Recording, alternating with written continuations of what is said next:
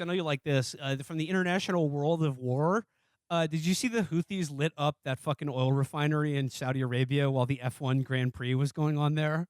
Yeah, God. I mean, like, what do you even say? We're in, God, we're in year like 7 of this war, right?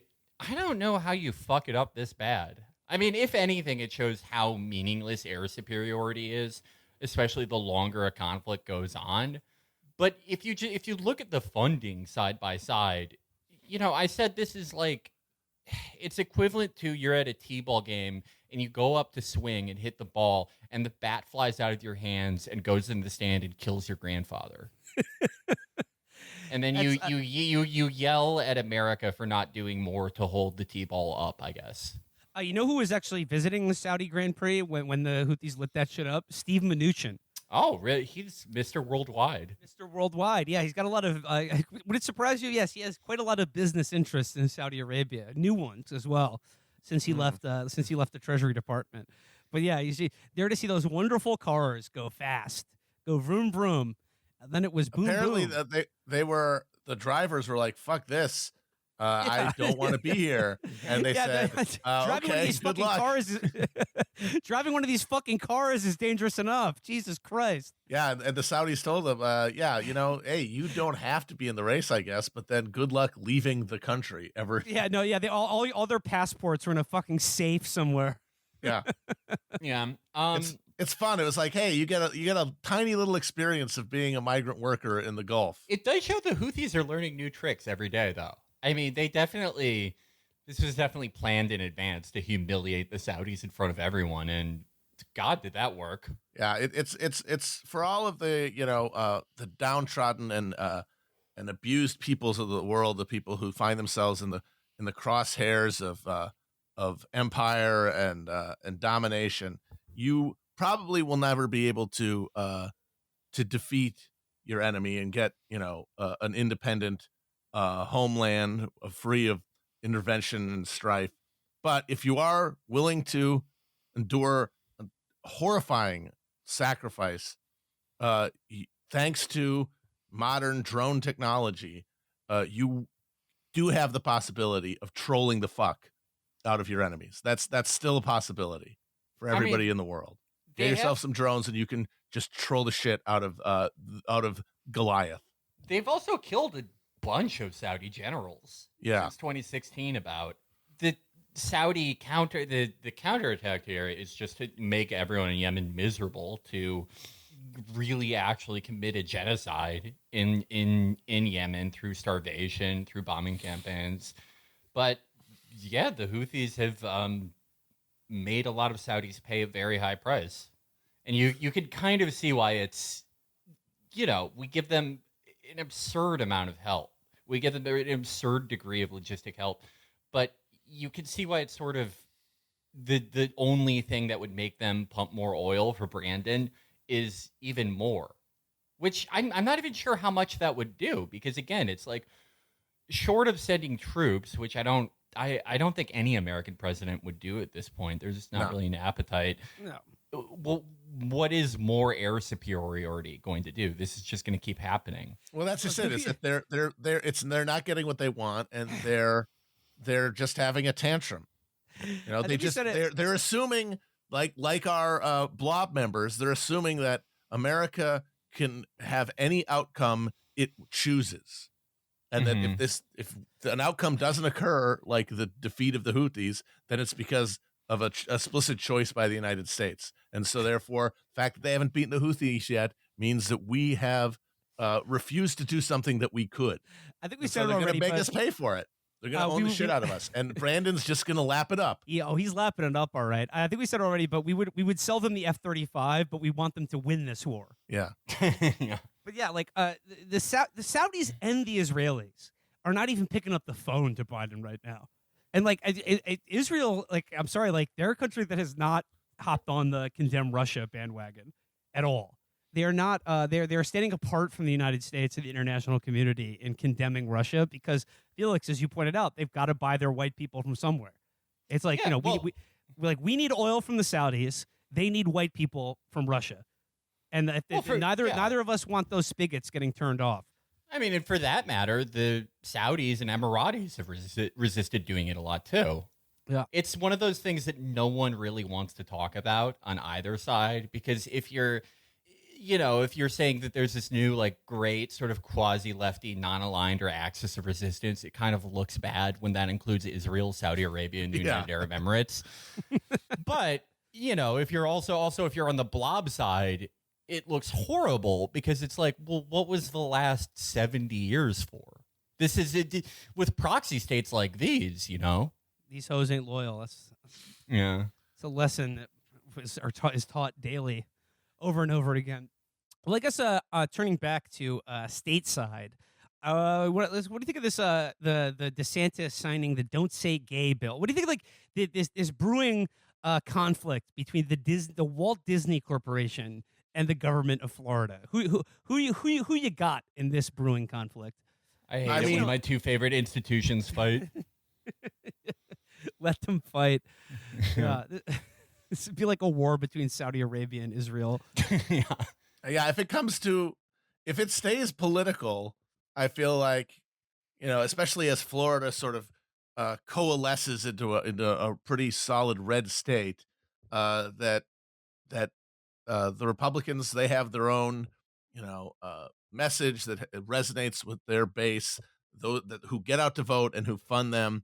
They have their own, corporate sponsors. So if it stays political, I think that they will win. But if it becomes a shooting war, then my money is absolutely on Disney. Yeah, 100%. They've got they have the divisions. There's no question. They have General Gaston, and the DeSantis. I mean, nobody fights like Gaston. But, like, I mean, I guess, like the "Don't Say Gay" bill. Just like and like the focus on, like, if you've watched Fox News at all over the last, like, a week or so, it's all about how Disney is grooming kids. It's all about this grooming panic that's going on right now. And I think that's interesting that's going on right now is, like, this. So there's a point someone made that I thought was interesting, is, like, that in this, like, okay groomer thing that people are talking about, what they're talking about is just Disney or educators or anyone acknowledging that gay people or trans people exist. Like, that's grooming to them. And I think the interesting thing that's going on here is the total secularization of anti-gay panic and hysteria. Because it used to be like it was exclusively a religious thing, right? Yeah, about, like, gay marriage. That was all about Adam and Eve, not Adam and Steve. But, like, with this, I think, like, I was astonished by the speed at which gay marriage ceased to be a controversial issue in this country after the Supreme Court made it legal. But that hasn't gone away, and they're going to bring it back. But it's going to be under this grooming hysteria, and this idea that, the Disney Corporation and it's teachers or whatever are, like, pedophiles.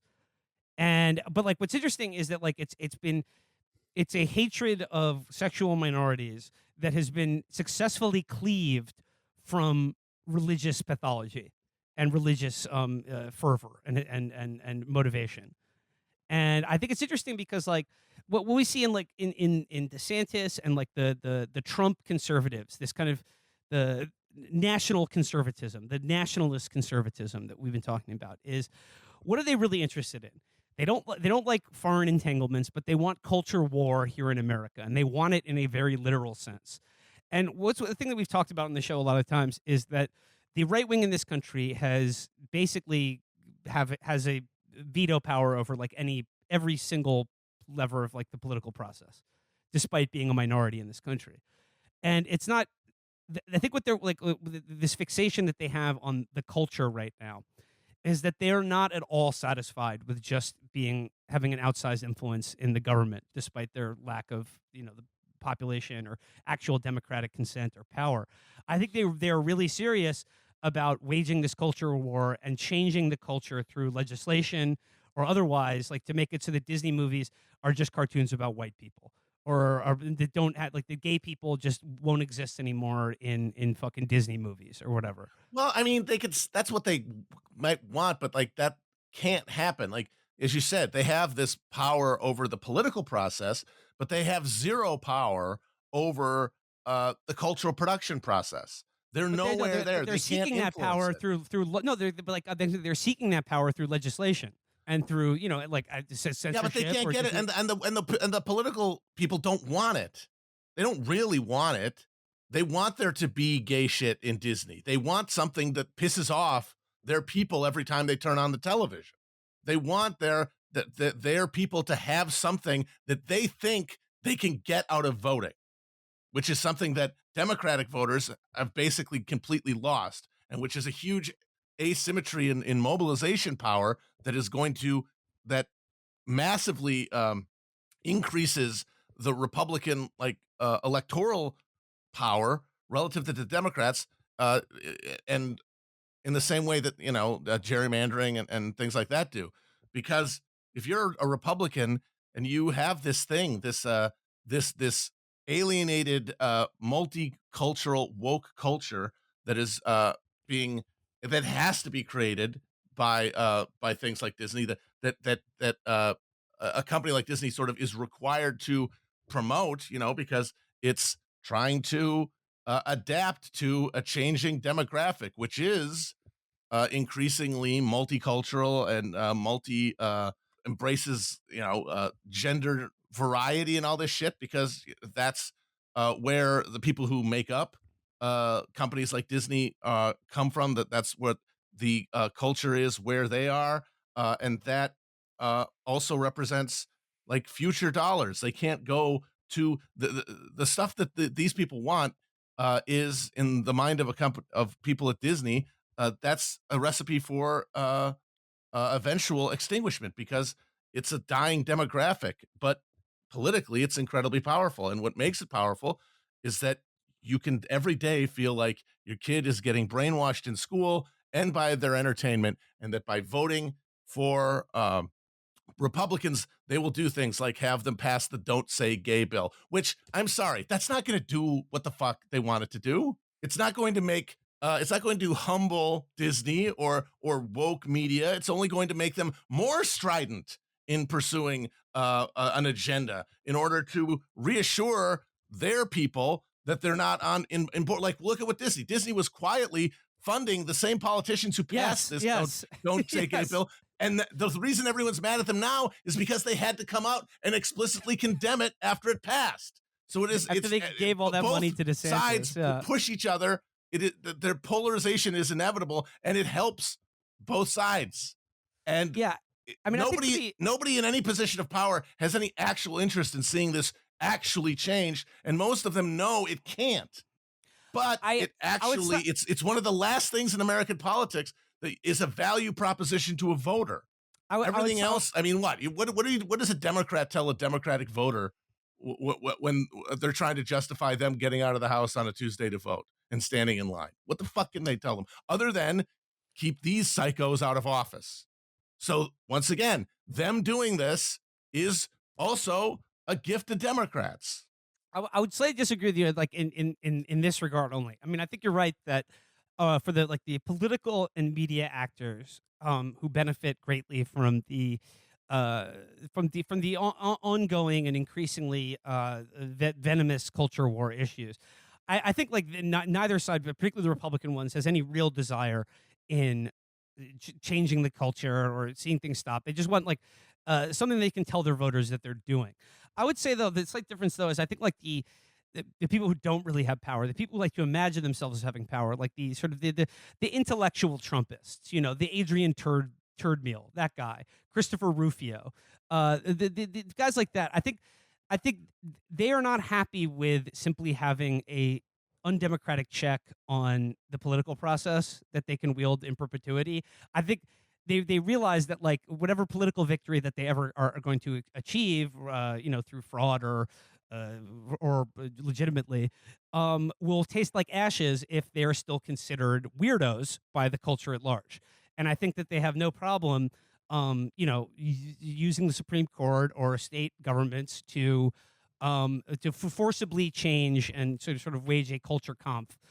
To make of course, it so that they seem like the normal ones and not the fucking weirdos. But if that happens, it's not going to be because they've changed passed a national law and dictated Disney's output by force. It'll be because national structures have broken down, and like they're able to put up like a great firewall of Florida so that no no TikToks about trans people can get in or something like that. I really do think that anybody who's like really serious about resolving the culture war once way or the other, if they're not a complete delusional mutant, is not looking for some sort of nationwide revolution. The numbers just won't work there.